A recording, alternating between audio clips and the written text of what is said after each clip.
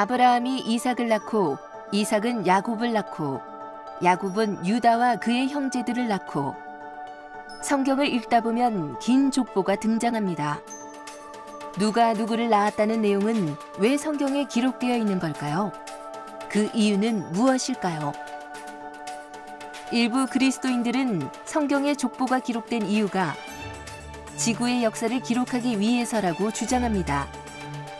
족보를 통해 아담이 창조된 때부터 예수님까지 연대를 알 수 있고 거기에 2000년을 더하면 우주가 창조된 시기를 알 수 있다는 겁니다. 실제로 17세기의 아일랜드 주교인 제임스 어셔는 성경에 나와 있는 족보와 인물의 연대를 추적해 지구의 탄생이 기원전 4004년에 일어났다고 주장하기도 했습니다. 그렇다면 정말 족보를 통해 지구의 연대를 측정할 수 있을까요? 성경에 족보가 기록된 목적은 정말 지구의 연대를 측정하기 위해서일까요? 예수님의 족보는 마태복음 1장과 누가복음 3장에 기록되어 있습니다. 그런데 자세히 살펴보면 마태복음과 누가복음의 족보가 서로 다르다는 것을 발견할 수 있습니다. 먼저 마태복음의 족보는 아브라함으로부터 시작되어 그의 자손들을 기록한 하향식 족보입니다. 반면 누가복음의 족보는 예수님으로부터 시작해 거슬러 올라가 첫 인류인 아담 그리고 하나님까지 올라가는 상향식 족보입니다. 그런데 이상한 점은 마태복음에 기록되어 있는 아브라함으로부터 예수님까지의 기록과 누가복음에 기록되어 있는 아브라함으로부터 예수님까지의 기록이 일치하지 않는다는 것입니다. 마태복음의 족보에는 아브라함부터 예수님까지 총 41명이 등장하는데 누가복음은 아브라함부터 예수님까지 계산할 경우 56명이 등장합니다. 도대체 어떻게 된 것일까요? 만약 족보를 통해 지구의 연대를 측정할 수 있다면 왜 성경은 서로 다른 기록을 기록해 놓았을까요? 족보가 이제 사용되는 가장 큰 이제 목적은 하나님의 그 전체 구속 역사가 어떻게 이렇게 쭉 흘러가는지 그걸 이제 보여주고자 이제 하는 거예요. 그러니까 이제 하나님의 구속 역사가 쭉 흘러갈 때 하나님께서는 중요한 인물들을 통해서 일하시고 이제 그들의 스토리가 이제 서로 연계돼 가지고 그 역사 전체의 흐름이 이제 소개되는 거거든요. 그러니까 구약이나 그 옛날에는 오늘날과 같은 역사 기술을 잘 하질 않았어요. 그게 이제 역사학이라는 건 굉장히 후에 발달한 학문이니까 그러니까 하나님의 구속 역사를 한 번에 꿰뚫을 수 있는 자료가 없어요. 그걸 보충해 주는 것이 바로 족보예요. 그러니까 이게 가장 이제 주된 목적이죠. 그 이외에 이제 보조적인 목적도 있어요. 그래서 이 족보는 그렇게 이제 군사적 목적, 또 왕이나 제사장을 설명하는 목적, 또 자기의 토지나 재산이나 이걸 설명, 이런 보조적인 역할도 했어요.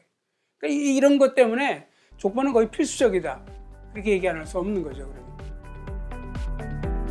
그렇다면 마태복음과 누가복음의 족보가 서로 일치하지 않는 이유는 무엇인가요? 누가복음의 관심은 이 예수 그리스도가 인류와의 전체적인 관계가 뭔가 그걸 설명하는 게 주 목적이에요. 그러니까 마태의 주 관심은 뭐냐면은 아브라함으로부터 출발해 가지고 이 다윗의 이제 다윗의 후손들의 이 법적인 정통성.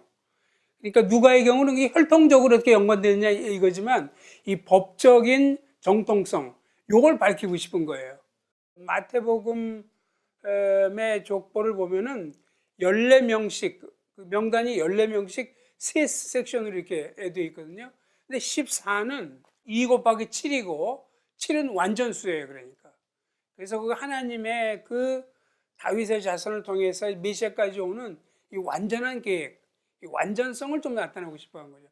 이제 완전성이라는 그 목표를 달성하기 위해서 중간중간 이렇게 빼면서 이제 그렇게 맞춘 거죠. 그러니까 서로가 목적이 다른 거예요. 그러니까 자연히 족보를 기술하는 방식과 거기 나오는 사람들 이제 다른 거죠. 그러니까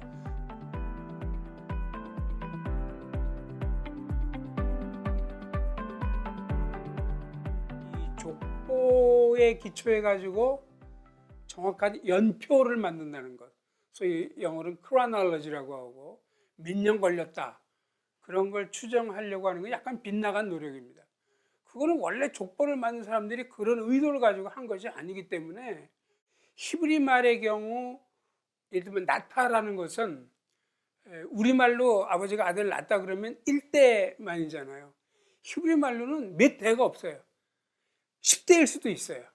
위아래로 낳고 아버지가 되고 이런 표현 자체가 그렇게 1대1대를 전혀 지칭하지 않기 때문에 더군다나 더 그 족보를 통해서 연표나 연대 계산을 하려고 하는 것은 이것은 이제 어긋난 거죠.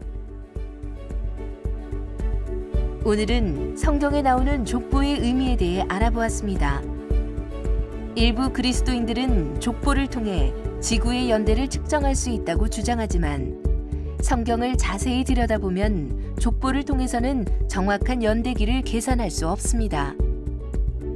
성경은 인류 역사의 연대기를 제공하는 목적으로 제작된 역사책이 아니기 때문입니다.